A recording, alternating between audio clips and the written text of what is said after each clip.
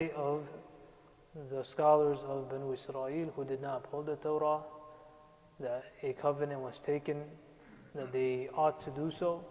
Then after that, the general covenant and promise Allah subhanahu wa ta'ala took from all of mankind, which we refer to as the Ahdu al-Est, the covenant of al-Est in the realm of the souls, in the Alam al-Arwah, that was taken. In these ayat, Allah subhanahu wa ta'ala, the Quran al-Kareem is referring to a particular incident of a scholar. This person was from the tribe of those people, or was from those people who, the Banu Israel, they were told that they had to go and wage jihad against the Jabbareen, the very strong people that were there. In order to enter into Bayt al-Maqdis, they had to wage jihad against them. So amongst those people, there was one man who was a scholar, a very pious person. He was considered to be a very knowledgeable person. His name, as Mufassirun mentioned, was Bal'am bin Ba'ura.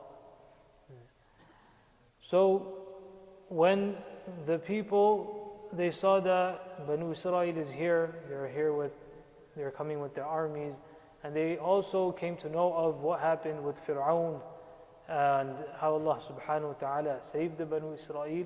So although they were mighty and they were strong, they were a little fearful that what will happen to us if these people come. So they asked Bal'am that, why don't you make dua against them? He was a very pious person, so they asked him that, why don't you curse these people? Bal'am said that's not possible. There are pious amongst them, there are Anbiya, there's Musa alayhi salam, the Nabis amongst them.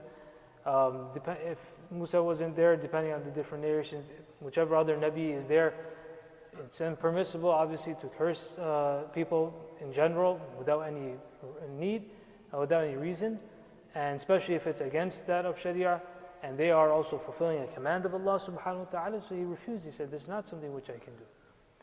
They asked him and they told him, tried to convince him, but he did not accept what they said. Finally, they sent some gifts for him in the form of lots of money, some wealth, which he accepted as a gift. In reality, this was a bribe. In reality, this was a bribe from them. So now because he has taken this gift, so to say, which is in actual fact a bribe, again they are more persistent and they come to him and say that you have to make dua against them, you have to make dua against it. Finally he accepts their request because he had taken money from them, and once you take money once and twice, and once he goes down this hole and he tastes the dunya, so to say, and he lets that take over him, the wealth of this world, then he also agrees to their conditions, which is what that they want him to make dua against the Banu Israel. So when he went to make dua against them, now this isn't, they're all there as well. When he goes to make dua against them, Allah subhanahu wa ta'ala makes it such that from his tongue only words and curses against his own people come up.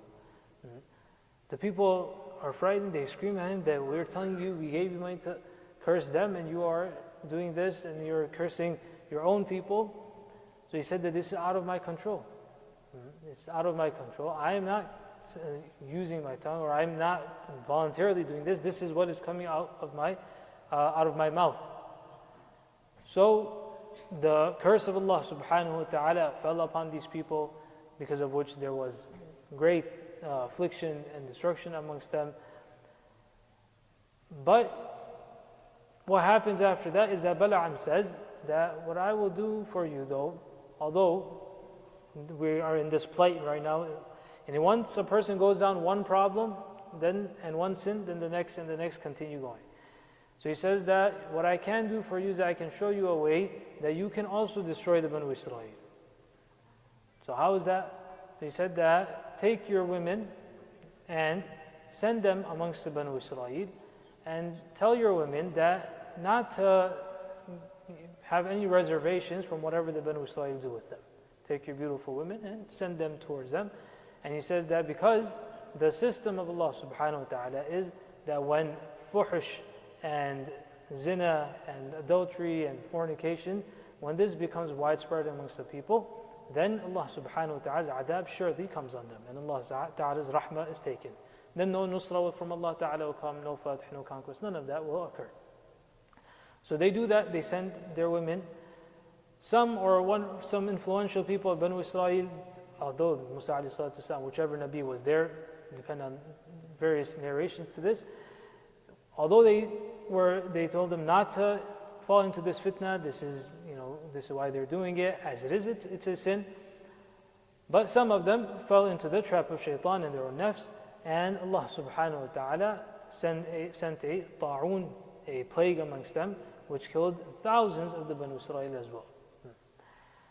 So this is what, when one thing led to another, although this person had knowledge, but when his desires of this world, his base desires and his inclination towards wealth overtook his heart, as we spoke about it the other day as well, that these are things that a person is given in this world, these are things which are necessary to live in this world.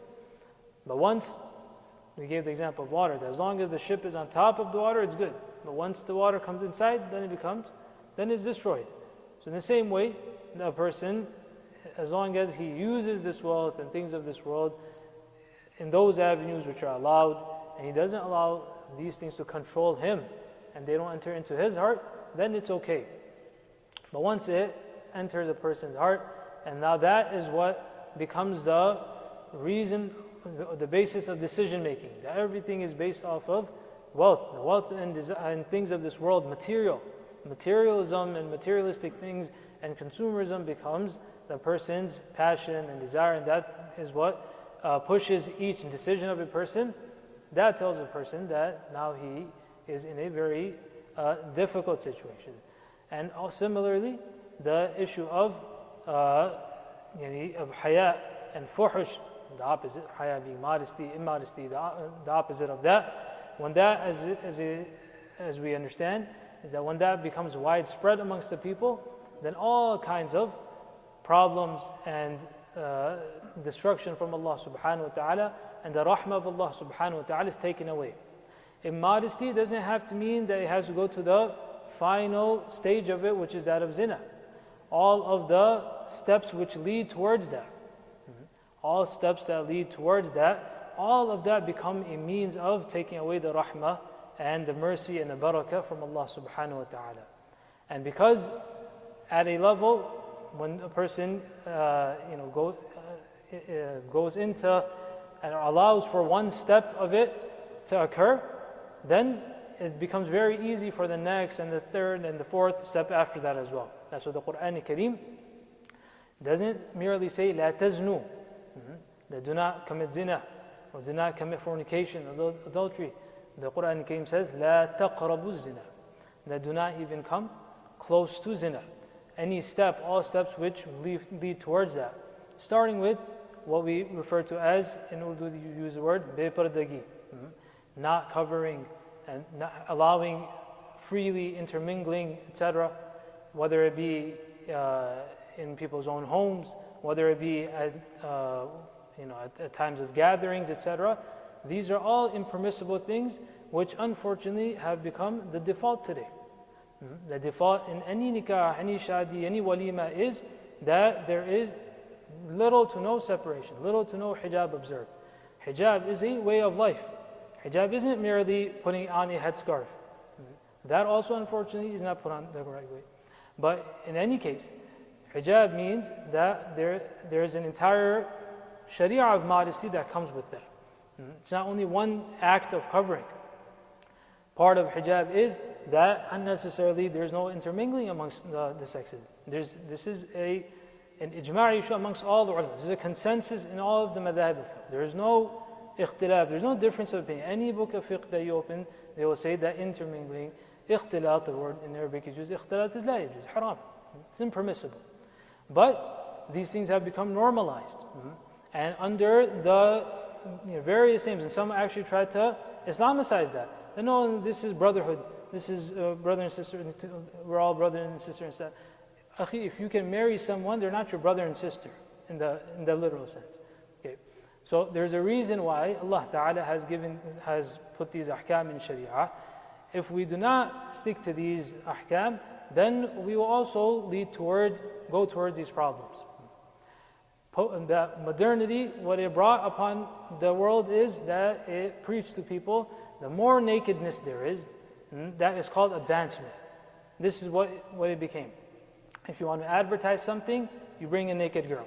If you want to sell something, there has to be a naked person there. And in anything that is there, this is what it pushes for.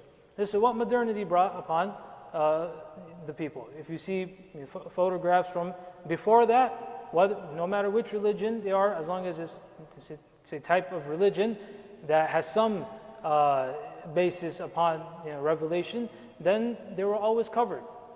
But once modernity came, because modernity came upon the idea that religion is backwards, religion is what is bringing us into destruction. If we want to advance, then we have to throw out religion, and it became an issue of one or the other.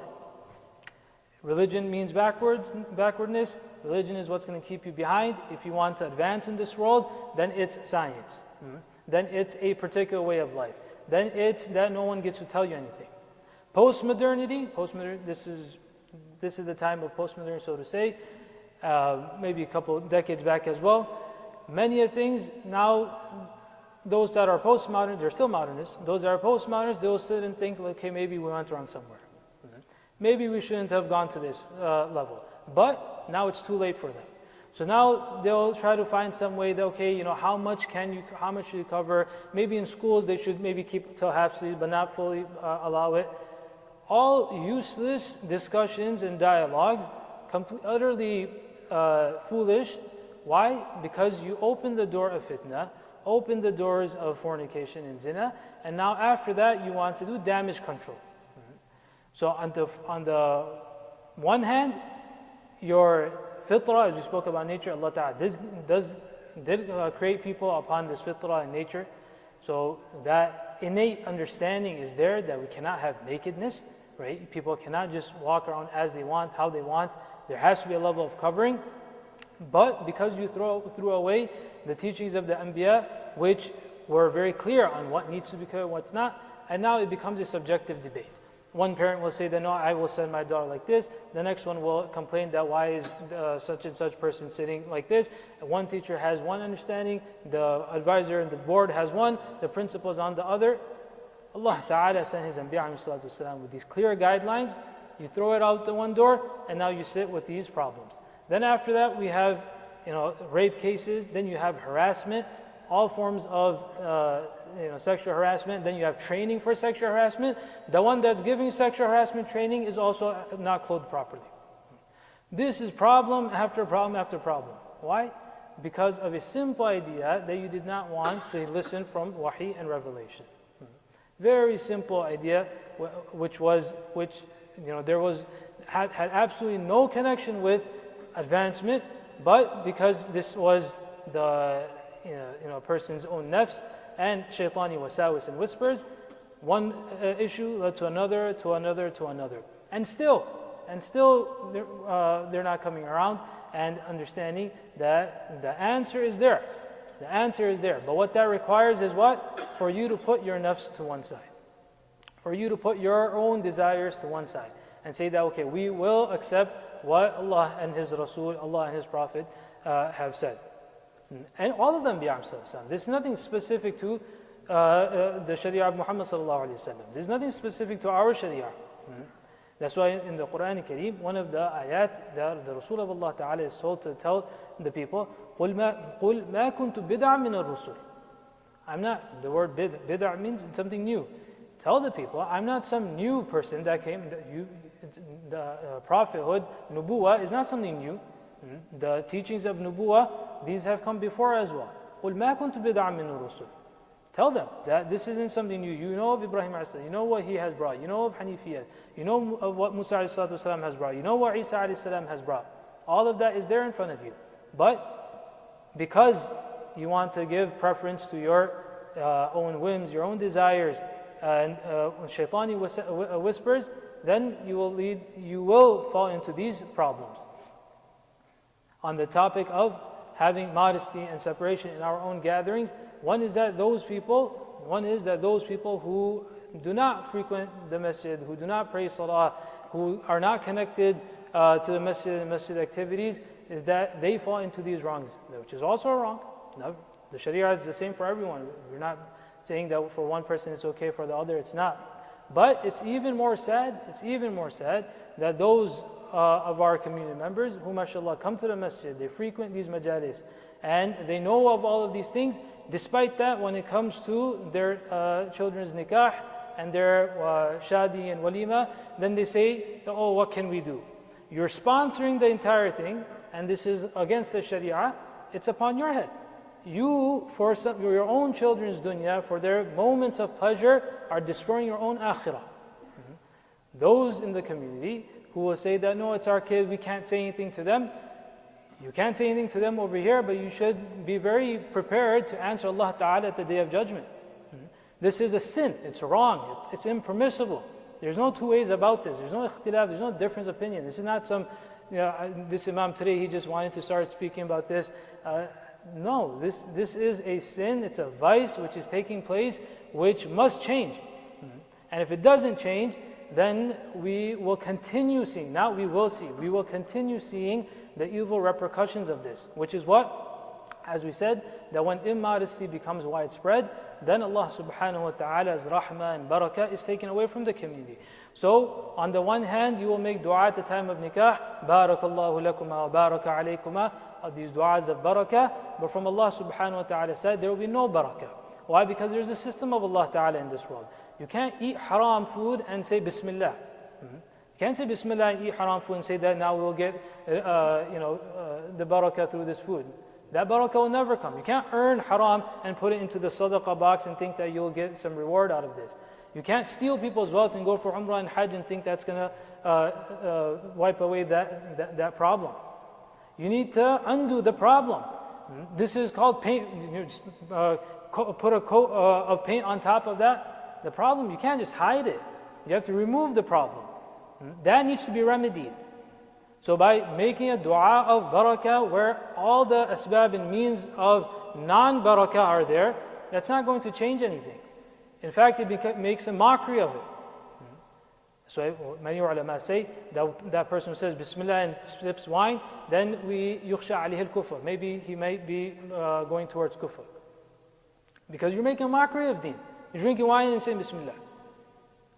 So in the nikah, you start with tilawah of the Quran Kareem, and after that, all of the vices will start from that point. So this is something which needs to be taken very seriously. Needs to be taken very seriously.